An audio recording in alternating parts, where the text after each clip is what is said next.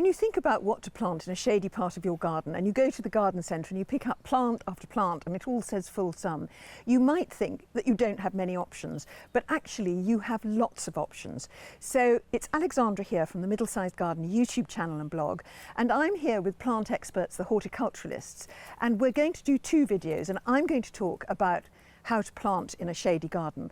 And Matthew Lucas and Stephen Ryan of the Horti-Culturalists are going to identify 8 really brilliant plants that flower in shade. So I'm going to start with asking you two, what do you plant in a shady garden? Matthew, Stephen, which one of you wants to pick this up? Let's just say, Alexandra, this horticulturalist is going to back off and leave it to the experts. So I'm going to go and try and find some flowering plants for the shade while you two figure out the bigger question. I'll see you later. All right, good. Well, we need to define what sort of shade we're talking about. I regularly get people who come into my nursery and they say, oh, I've got a shady garden and I need some things for the garden. And when you question them, you actually find out that they have no idea what sort of shade they're actually working with. And in fact, sometimes it's quite a sunny spot, but it has an overhanging branch over it, so they assume it's shade, but then the sun comes in from below the canopy.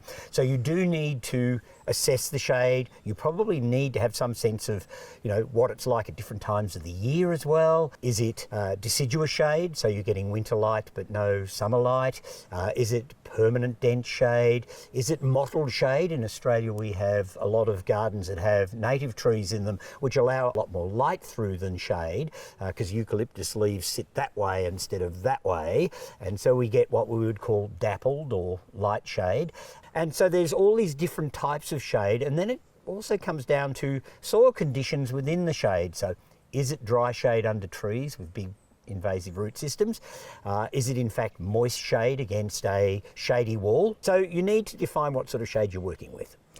So is there anything we can actually firstly do about the shade? For example, if you've got some trees there, would you advise cutting them down, or is there something we can do to create more light that doesn't involve cutting the trees down? Well, I have to say cutting a tree down is the final solution, and I wouldn't recommend it most of the time. But there's no reason why, with a little bit of sensitivity, you can't lift canopies on trees, or even thin canopies. I mean, I don't like to see trees just hacked back to encourage more light through. I mean, that's almost as bad as removing them completely, because you ruin the form, shape and usefulness, in fact, of the tree. So you want the tree to actually still be part of the garden. So to do that, you need to probably bring in a professional and have the tree assessed properly. So you can ameliorate the problem slightly by good tree management. The issue is slightly different if it's a wall. Obviously, you can't do anything with that, so you have to work within the constraints you've got. So let's start with that dry, shady wall. All right. What would you recommend for that? If you had a really dry, shady spot, I mean, certainly the classical plant we would use in Australia that's flowering, that will grow in really dry shade, of course, is the clivia. It's just one of those plants that is used everywhere here, from Melbourne to Toowoomba. Everybody grows them. But if I was in the Northern Hemisphere, I mean, there's a plant that some people consider quite weedy that I think is a very useful plant in dry shade, and that's Iris fetidissima, the unfortunately called stinking Gladwin or beefsteak plant, which is a wonderful strappy foliage plant. Nice flowers, attractive seed pods, does have a propensity to self-seed around, but then wouldn't you rather work with a plant that you've got to manage than one that you've got to mollycoddle? Well, there's surprisingly a number of ferns that will cope quite well in dry shade, and we have a local native one here that I use in my own garden, Polystichum sativum, the mother shield fern, and it's cold hardy, it's drought tolerant, and of course, like other ferns, it likes to be in the shade. So you could use that. And of course, something that is almost too common to remember occasionally is Saxifraga stolonifera, mother of thousands.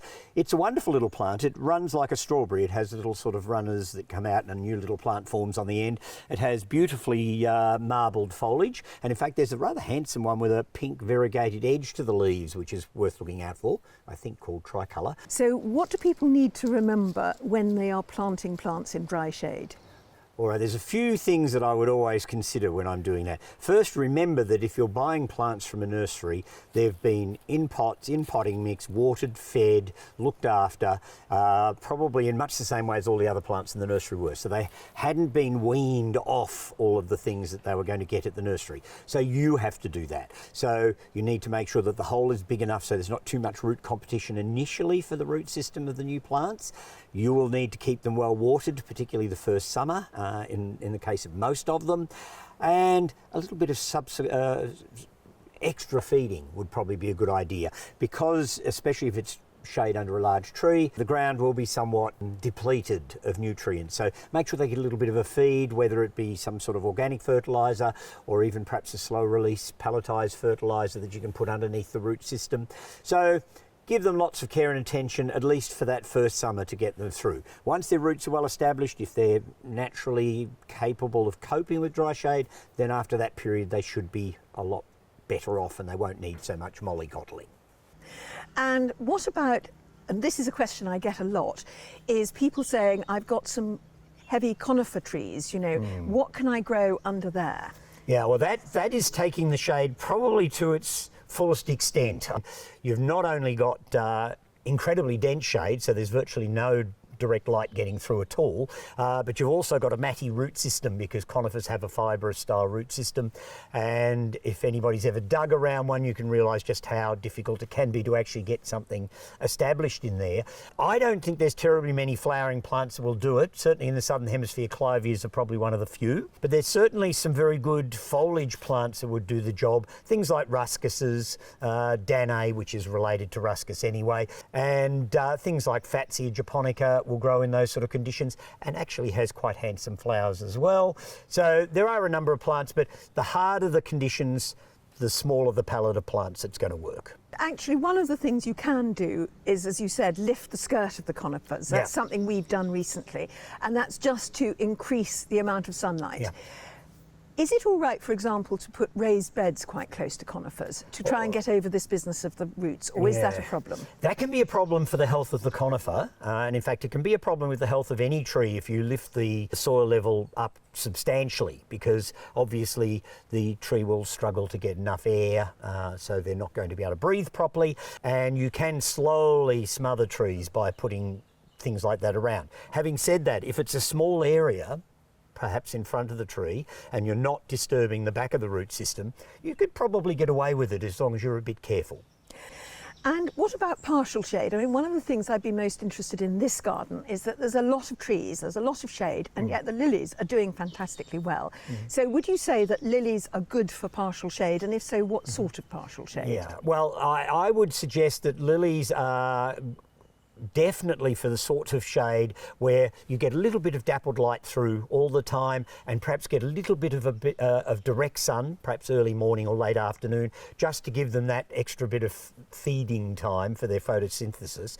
And as long as the soil is moist, because lilies don't really like dry conditions, you'll probably grow them quite well. And the same can be said to a large extent about that wonderful and huge genus, the hydrangea.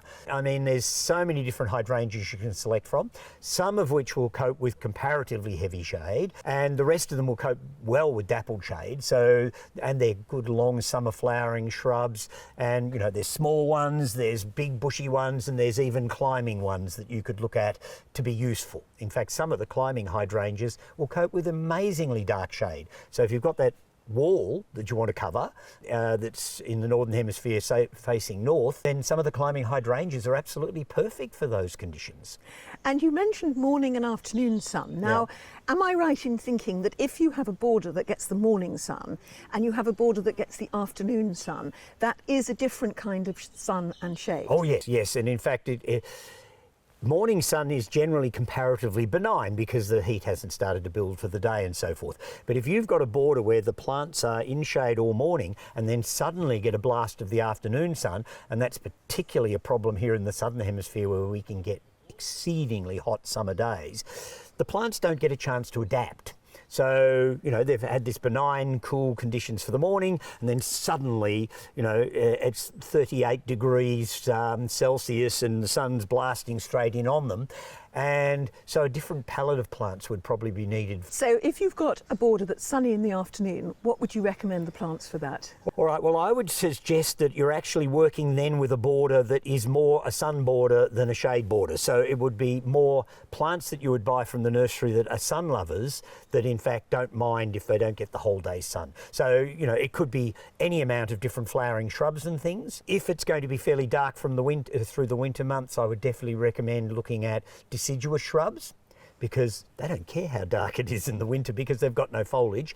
But if they're going to get a blast of summer sun, then there's a whole range of deciduous plants you could look at. Lilacs, deutzias, spireas, all sorts of shrubs that will actually do that quite well. And being deciduous, they're not going to have to worry about whether they get winter light.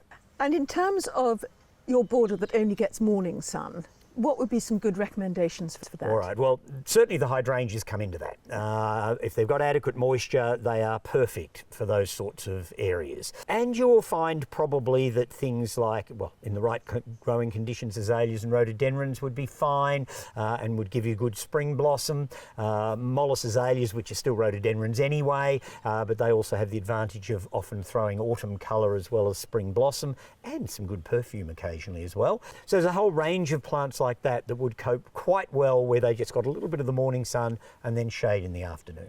And what about shade and pots? Because you sort of think, well, you can do anything you like in pots because you can always move the pot.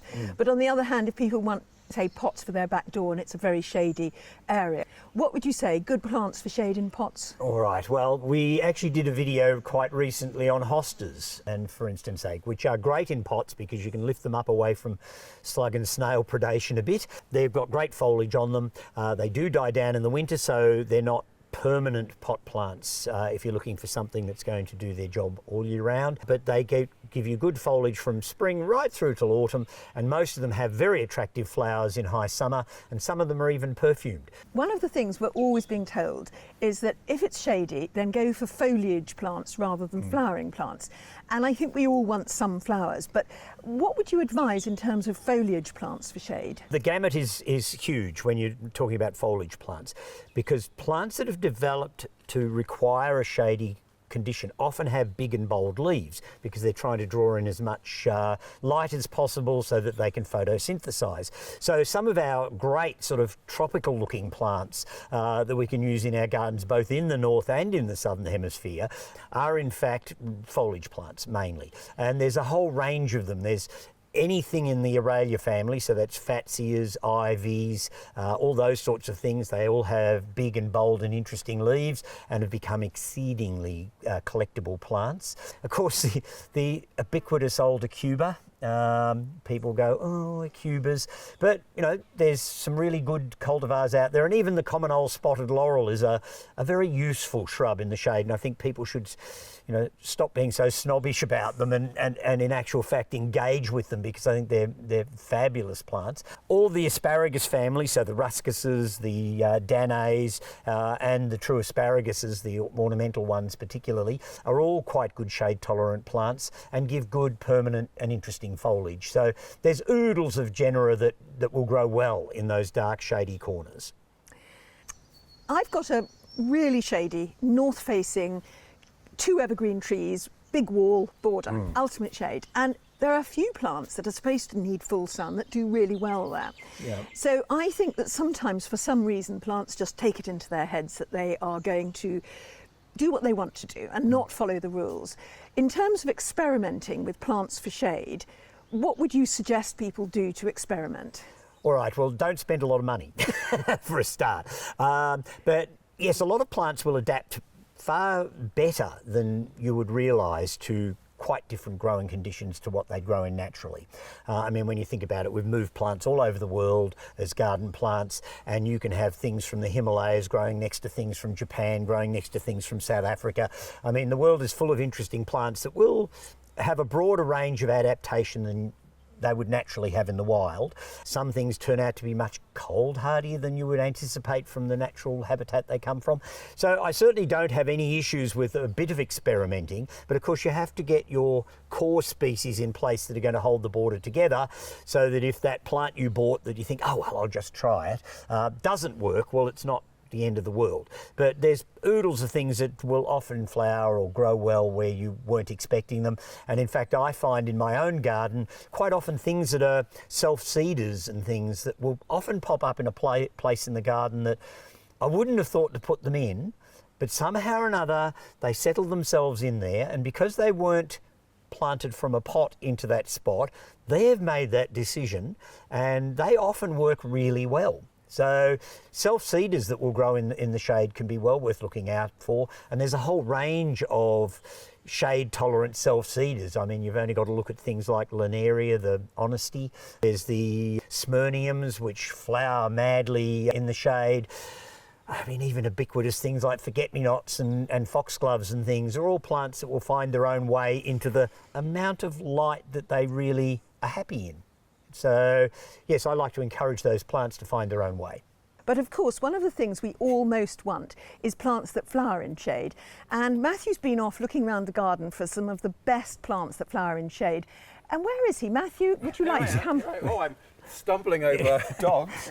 Well, there's some beautiful things in this garden and some beautiful things in Stephen's garden that flower in shade. So, Alexandra, I think you should come and have a look at those. Let's go across and look at this video here with 8 flowering plants that look fabulous in shade.